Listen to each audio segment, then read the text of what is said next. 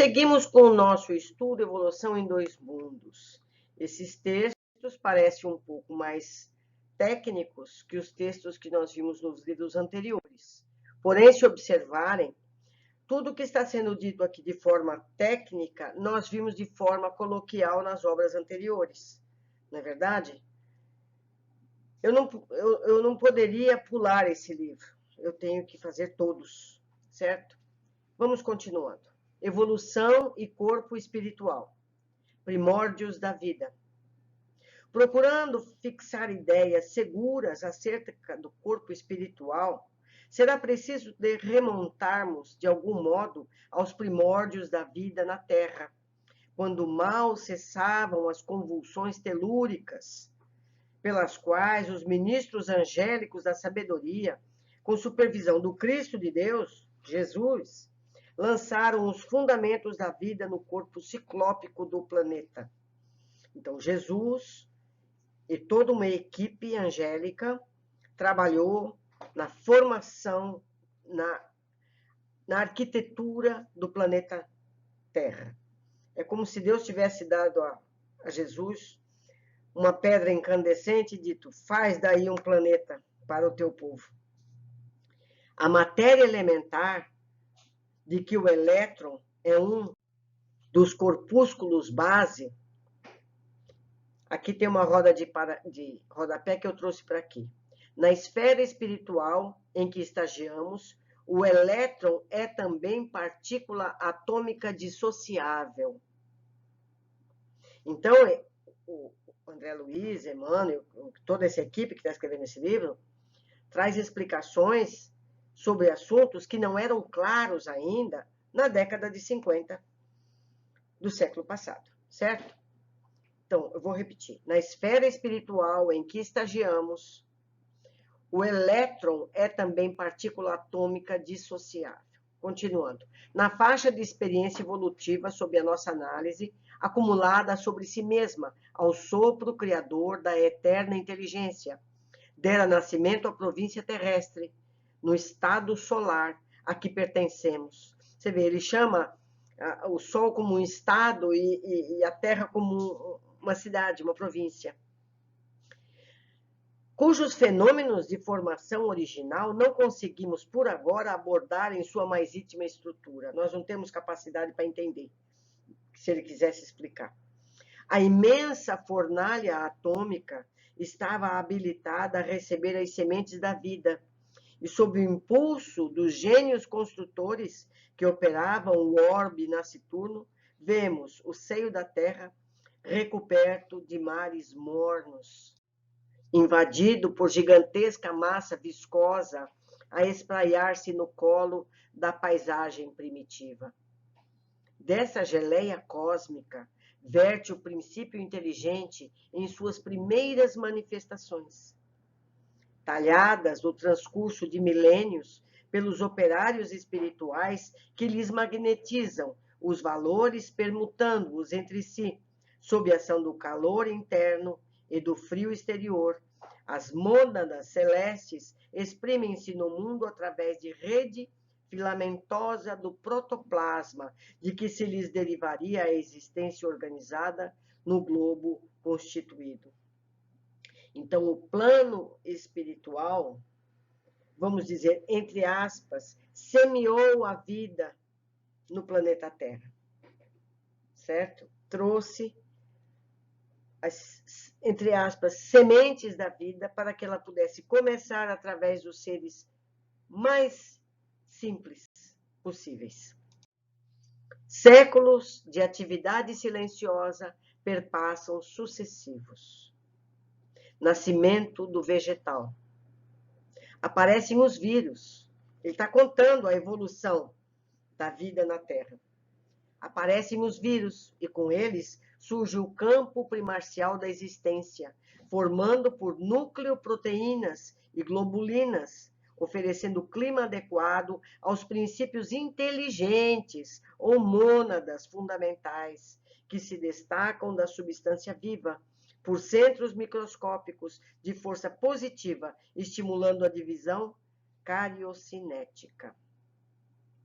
Então, vamos dizer que nós, eu, vocês todos, um dia, fomos um minúsculo desse, seja nessa Terra ou em outro planeta. Mas todos nós começamos assim. Queiramos ou não.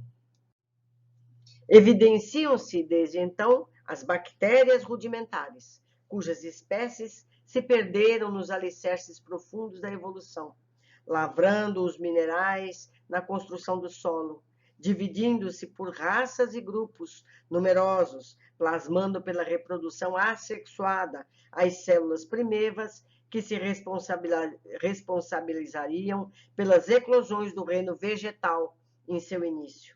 Milênios e milênios chegam e passam. Não é em uma década, são milênios cada passo evolutivo. Formação das algas.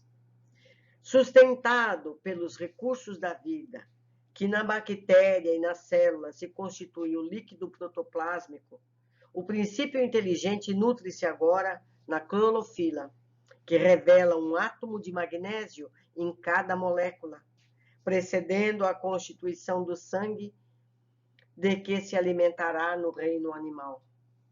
O tempo age sem pressa e vagarosa movimentação no berço da humanidade, e aparecem as algas nadadoras, quase invisíveis, com as suas caudas flexosas, circulando no corpo das águas-vivas, vestidas em membranas celulósicas e mantendo-se à custa de resíduos minerais, dotadas de extrema motilidade e sensibilidade, como formas monocelulares em que a mônada já evoluída se ergue a estágio superior.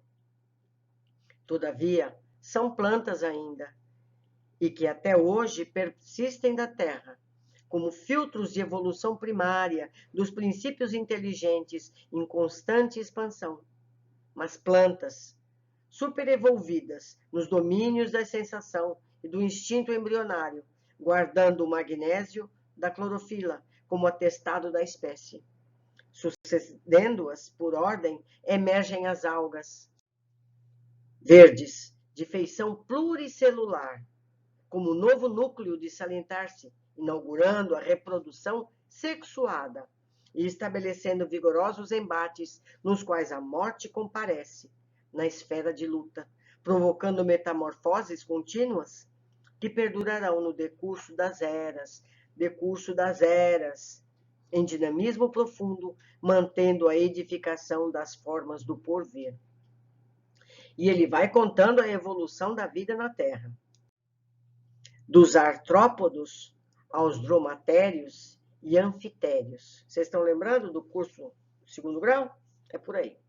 Mais tarde, assinalamos o ingresso da mônada a que nos referimos nos domínios dos artrópodos de exoesqueleto quitinoso, cujo sangue diferenciado acusa um átomo de cobre em sua estrutura molecular, para, em seguida, surpreendê-la guindada à condição de crisálida da consciência no reino dos animais superiores, em cujo sangue, condensação das forças que se alimentam o veículo da inteligência no império da alma, detém a hemoglobina por pigmento básico, demonstrando o parentesco inalienável das individuações do espírito nas mutações da forma que atende ao progresso incessante da criação divina.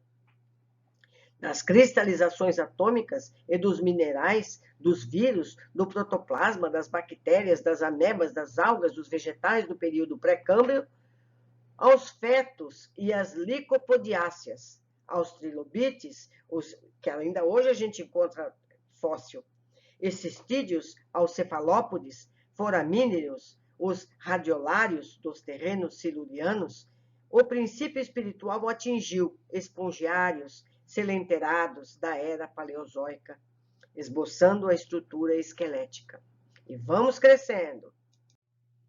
Avançando pelos equinodermos e crustáceos, entre os quais ensaiou durante milênios o sistema vascular e o sistema nervoso, caminhou na direção dos ganoides, teleósteos, os arquegossauros, os labirintodontes, para culminar nos grandes salertinos e nas aves estranhas, descendentes dos pterossauros, do Jurássico Superior, chegando à época supracretácea, para entrar na classe dos primeiros mamíferos, procedentes dos répteis pteromorfos.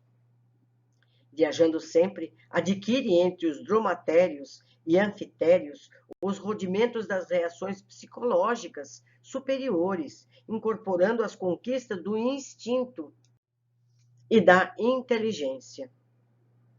Faixas inaugurais da razão, estagiando nos marsupiais e cretáceos do Oceano Médio, nos rinocerontídeos, cervídeos, antilopetídeos, equídeos, canídeos, proboscídeos, antropóides inferiores do Miocênio, exteriorizando-se nos mamíferos mais nobres do Plioceno. Incorpora aquisições de importância entre os megatérios e mamutes, precursores da fauna atual da Terra, e alcançando os pitecantropóides da era quaternária, está chegando o ser humano já, que antecederam as embrionárias civilizações paleolíticas, a mônada vertida do plano espiritual sobre o plano físico. Uma nota de rodapé que eu trouxe para cá. As expressões plano físico e plano extrafísico, largamente usadas nessas páginas, foram utilizadas por nós à falta de termos mais precisos que designem as esferas de evolução para os espíritos encarnados e desencarnados, pertencentes ao habitat planetário. Então, não existem termos técnicos adequados para explicar esse processo. Então, eles precisam adaptar para o nosso quase entendimento. Seguindo, o plano físico atravessou os mais rudes crivos da adaptação e seleção, porque o ambiente era inóspito, assimilando os valores múltiplos da organização da reprodução, da memória, do instinto, da sensibilidade, da percepção, da preservação própria, penetrando assim pelas vias da inteligência mais completa e laboriosamente adquirida nas faixas inaugurais da razão. Elos desconhecidos da evolução. Compreendendo-se, porém, que o princípio divino aportou na Terra, emanando da esfera espiritual, trazendo em seu mecanismo o arquétipo a que se destina, qual a bolota de carvalho, encerrando em si a árvore veneranda, que será de futuro. Não podemos circunscrever-lhe a experiência ao plano físico simplesmente considerado, porquanto, através do nascimento e morte da forma, sofre constantes modificações nos dois planos em que se manifesta, razão pela qual variados elos da evolução fogem à pesquisa dos naturalistas. Todos procuram o elo perdido entre o animal e o ser humano, por representarem estágios da consciência fragmentária, fora do campo carnal propriamente dito, nas regiões extrafísicas, em que essa mesma consciência incompleta prossegue elaborando o seu veículo sutil, então classificado como protoforma humana, correspondente ao grau evolutivo em que se encontra. Evolução no tempo.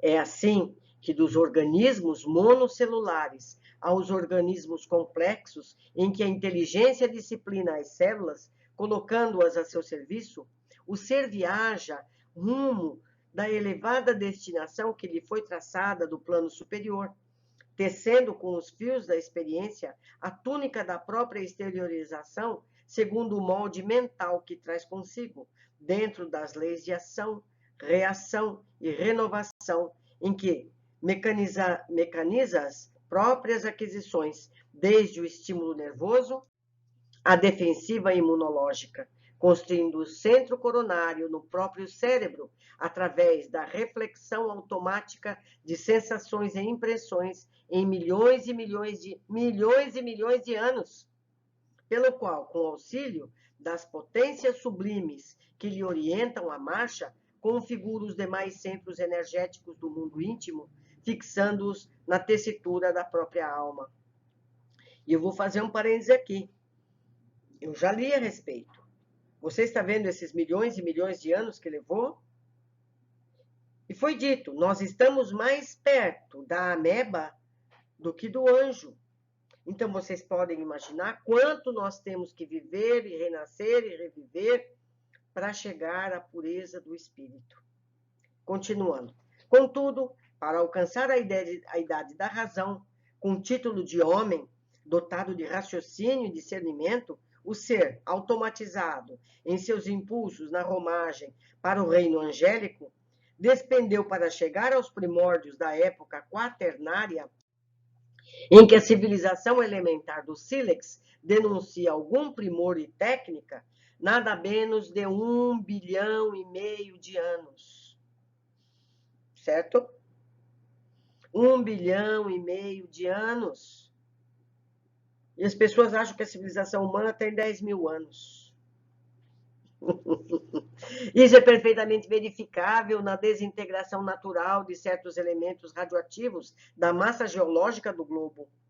E entendendo-se que a civilização aludida floresceu há mais ou menos 200 mil anos, a civilização, 200 mil anos, não são 10, 200 mil anos, preparando o homem com a bênção do Cristo para a responsabilidade, somos induzidos a reconhecer o caráter recente dos conhecimentos psicológicos destinado a automatizar na constituição fisiopsicossomática do espírito humano as aquisições morais que lhe habilitarão a consciência terrestre a mais amplo degrau de ascensão à consciência cósmica. Temos aqui mais uma nota de rodapé. As presentes estimativas e apontamentos do plano espiritual, apesar das compreensíveis divergências humanas, coincidem exatamente com observações e ilações de vários estudiosos encarnados, certo? Porque já há formas de ver a idade das coisas, certo? Métodos atômicos. Então, meus queridos, mais um capítulo de pura ciência. Esse capítulo foi escrito em Uberaba, no dia 22 de janeiro de 1958. Aguardo vocês no próximo capítulo.